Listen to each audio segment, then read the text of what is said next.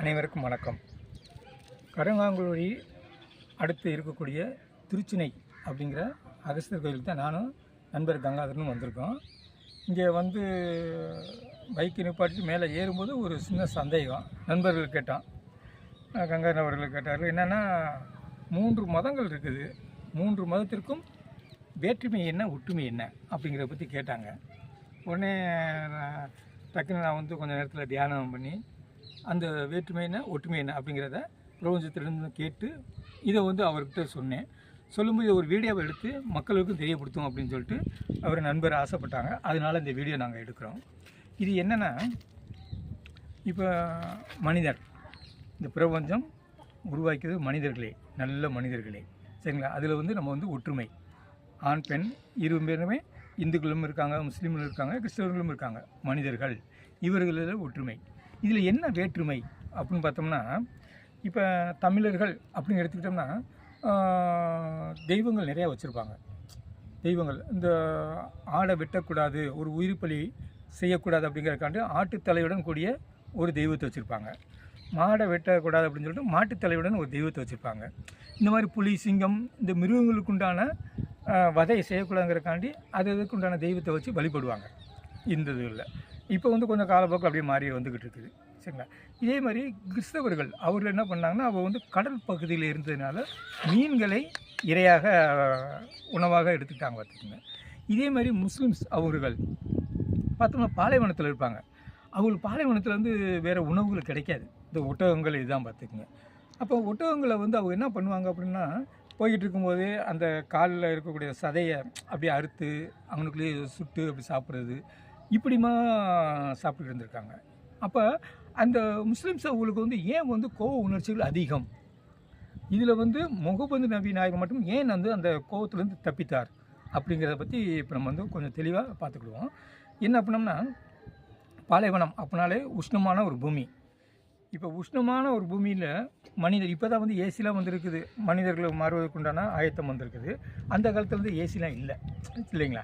அப்போ வந்து உஷ்ணமாக இருக்கக்கூடிய அந்த பாலைவனத்தில் அந்த ஹீட்டு வந்து அவர்களை அப்படியே உள்ளே போகப்படும் பொழுது உடம்பின் உள்ள இருக்கக்கூடிய பகுதிகளும் உஷ்ணமாக ஆகிருமத்துங்க. அப்போ உஷ்ணமாகும்போது என்ன செய்வாங்க, அந்த உஷ்ணத்தை வெளிக்காட்டுறதுக்கு இந்த கோப உணர்ச்சிகள் வெளியில் பொக்குளிச்சு வரும், சரிங்களா, அந்த மனிதர்களுக்கு. அப்போ அந்த கோபத்தை வந்து அவர் வந்து வெளியே காமிச்சதுனால தான் அவர்கள் கோபக்காரர்கள் அப்படின்னு வச்சுட்டாங்க பார்த்துங்க. வேறு ஒன்றுமே இல்லை, அவர்களுக்கும் இரக்க குணமும் இருக்குது, நல்ல மனமும் இருக்கிறது. அதனால தான் நபிநாயகம் என்ன பண்ணார், இதை வந்து அவர் வந்து யோசிக்கிறார். எதுக்காண்டி நமக்கு கோபம் வருது, ஏன் நம்ம வந்து இப்படி ஒரு வெறித்தனமாக உயிரோடு இருக்கக்கூடிய மிருகத்தை அறுத்தத்து நம்ம ஏன் சாப்பிடணும் அப்படிங்கிற ஒரு காலகட்டத்தை யோசித்ததுனால அவர் வந்து ஞானத்தின் மூலமாக இறைவன் ஒருவனே அப்படின்னு சொல்லிட்டு இந்த சூரியன், நிலவு இதுகளை வந்து கவனிச்சு வந்து தியானம் பண்ணி அவர் வந்து ஒரு நிலை, அருமையான ஒரு நிலையை அடைந்தார். ஆனால் அவருடைய நிலையை யாரும் அடைஞ்சிருக்கார்கள்லாம் பார்த்தோம்னா யாரும் அடையலை. ஏன்னா அவருடைய இதை வந்து நம்ம நிறையா பேர் வந்து ஃபாலோ பண்ணலை இந்த மாதிரி. அதற்கப்புறம் எங்கிட்டு வாங்குகிற கிறிஸ்டின் அவர் பார்த்தோம்னா ஜீசஸ் வந்து இரக்க குணம். அவர் வந்து சொல்லுவதெல்லாம், உன்னுடைய பாவத்தை நானே ஏற்றுக்கிறேன், நானே எல்லாம் சரி பண்ணிக்கிறேன் அப்படிங்கிற ஒரு இரக்க குணத்தை வந்து ஜீசஸ் வந்து சொல்லுவார் பார்த்துங்க. மக்களுக்காண்டி அவர் வந்து அணிலாம் அடிப்பாங்க, முள்ளெல்லாம் இந்த நெத்தியில் வந்து தைப்பாங்க, சரிங்களா? ஆனால் அவர் பண்ண ஒரு மகா பெரிய விஷயம் என்னென்னா, ஒரு பெண்ணுக்கு ஒரு வைத்தியம், அதாவது தொடா சிகிச்சை அப்படின்னு சொல்லுவோம் பார்த்தீங்களா. தொட்டு சிகிச்சை பண்ணுறது வந்து தொடா சிகிச்சை பண்ணுறது உண்டு. அது வந்து அவர் வந்து ஒரு அங்கி போட்டிருப்பாங்க, அவர் சுற்றிலும் மக்கள் எப்பயுமே கூட்டமாக இருப்பாங்க. அந்த மக்கள்கிட்ட அவர்கிட்ட இருக்கக்கூடிய எனர்ஜி அந்த மக்கள் பூரா சேர்ந்து நிறைஞ்சி இருக்கும் பார்த்துக்குங்க. அதனால அவங்களுக்கு ஒன்றும் தெரியாது, ஜீசஸ் கூட இடித்து போய்கிட்டே இருப்பாங்க. அப்போது ஒரு அம்மா, குஷ்டரோகி அம்மா வந்து என்ன பண்ணுவாங்கன்னா, அந்த மகானை வந்து தொட முடியல கூட்டத்தில், அவருடைய அங்கேயே தொட்டோம்னாலே நம்மளுடைய நோயெல்லாம் சரியாகும் சொல்லிட்டு அவர் அங்கேயே தொடுவாங்க. தொடும்போது அந்த எனர்ஜியானது அந்த அம்மா உடம்புக்குள்ள, அந்த அங்கியில் இருக்கக்கூடிய எனர்ஜியை பாருங்கள், அந்த அங்கியில் இருக்கக்கூடிய எனர்ஜியானது அந்த அம்மா உடம்புல போய் அந்த நோயை சரி பண்ணிடும், சரிங்களா? இதெல்லாம் நடந்திருக்குது. அதே மாதிரி பாருங்கள், அவர் வந்து ஜீசஸ் அவர் வந்து நிறைய விஷயங்கள் சொல்லியிருக்காரு. அது நிறைய பேர் வந்து இப்போ வந்து அப்படி மாற்றி புரிஞ்சுக்கிட்டாங்க.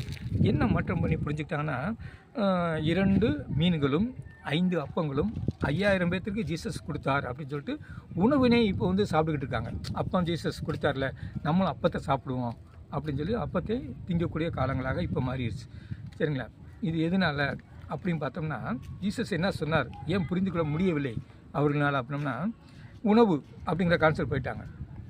ஆக்சுவல் ஜீசஸ் என்ன சொல்லியிருக்கார் அப்படின்னோம்னா 2 மீன் அப்படின்னு சொல்லியிருக்காரு பார்த்தீங்களா. அதாவது மீனை போன்று கண்கள், சரிங்களா. இந்த கண்களின் மூலமாக 5 அப்பம், 5 அப்பம்ங்கிறது வந்து அந்த ஒழுக்கத்தில் 5 விதமான ஒழுக்கத்தை கடைபிடித்த 5000 பேர்கள். இந்த பெண்ணாசை, மண்ணாசை, இந்த மாதிரி ஆசைகள்லாம் நிவர்த்தி பண்ண 5000 மக்களுக்கு அவர் வந்து கண்களின் மூலமாக தீட்சை வழங்கினார். அதைத்தான் வந்து ஜீசஸ் சொல்லியிருக்காங்க. இவங்க என்ன பண்ணிட்டாங்க, இப்போ காலப்போக்கில் 2 மீன் சொல்லியிருக்காரு, 5 அப்பம் சொல்லியிருக்காரு, 5000 பேர்த்து கொடுத்துருக்காரு, நம்மளும் வந்து அப்பத்தை சாப்பிடுங்கிற காலகட்டத்துக்கு அப்படி மாற்றிட்டாங்க.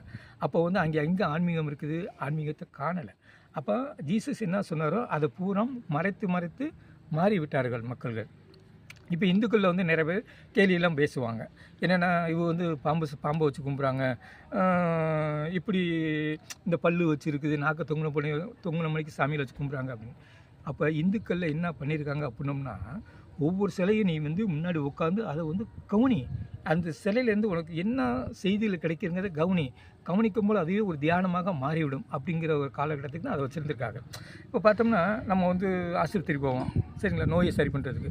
அப்போ ஆஸ்பத்திரியில் பார்த்தோம்னா டாக்டருடைய சிம்பிள் நல்லா கவனிச்சு பாருங்களேன். 2 பாம்பு சுத்தின மணிக்கு இருக்கும், 2 பாம்பு வந்து சுத்தின மணிக்கு இருக்கும். அதான் டாக்டருடைய சிம்பிள்ஸ் அப்படின்னு சொல்லுவாங்க மருத்துவர்கள். அப்போ ஆதி காலத்திலேயே இந்து மதத்தில் பார்த்தோம்னா 2 பாம்பு வந்து சுத்தின மணிக்கு ஒரு சின்ன சிலை செஞ்சு வச்சுருப்பாங்க ஒரு வேப்ப மரத்துக்கு கீழே. அப்போ நம்ம என்ன செய்வோம், ஒரு நாகதோஷம் நினைச்சு அப்படி கும்பிட்டுட்டு வர்றோம் இந்த காலத்தில். ஆனால் அது எதுக்கண்ட எக்ஸ்ட்ரா வச்சுருக்காங்க அப்படின்னோம்னா, அந்த சிலைக்கு முன்பாக போய் அமர்ந்து அந்த சிலையை உள்வாங்க வேண்டும். நம்ம வந்து கவனத்தை ஒருநிலைப்படுத்தி அந்த சிலையை வந்து ஃபுல்லாக உள்வாங்கி மனதில் வச்சுக்கிட்டு என் உடம்பில் இருக்கக்கூடிய வியாதி எல்லாத்தையும் சரியாக வேண்டும் அப்படின்னு நினச்சனாலே சரியாகும். அதுக்கு தான் அந்த சிம்பிளை வச்சுருக்காங்க. இதே மாதிரி தான் ஒவ்வொரு சிம்பிளாக ஒவ்வொரு தெய்வத்திட்டையும் வைத்திருக்கிறார்கள். இதை வந்து நம்ம வந்து கடைபிடிக்காமல் நம்ம வேறு கான்செப்ட் ஓடிட்டோம், சரிங்களா. இப்போ பார்த்தோம்னா மனிதர்களில் பார்த்தோம்னா 100க்கு 100% உச்சந்தலை முதல் உள்ளங்கால் வரையிலும் வெறும் பொய்யாக தான் இருக்கிறது. ஏன் பொய் இருக்குதுன்னா கர்மா. அந்த கர்மாவை உடைப்பதற்கு தான் இப்படிப்பட்ட தெய்வங்களை வச்சுருக்காங்க. அந்த தெய்வத்தை இதை வந்து நம்ம வந்து என்ன செய்யணும்னா சிந்தனை செய்யணும். சிந்தனை செய்து உள்வாங்கிக் கொள்ள வேண்டும். உள்வாங்கி நம்மளுடைய பகுத்தறிவை சரிங்களா அதிகப்படுத்தி தியானம் செய்து நம்ம இந்த நிலையில் அடைந்தோம்னா கண்டிப்பான முறையில் இறைத்தன்மை நமக்கு வந்து எப்பயுமே நிறைந்து இருக்கும். நன்றி.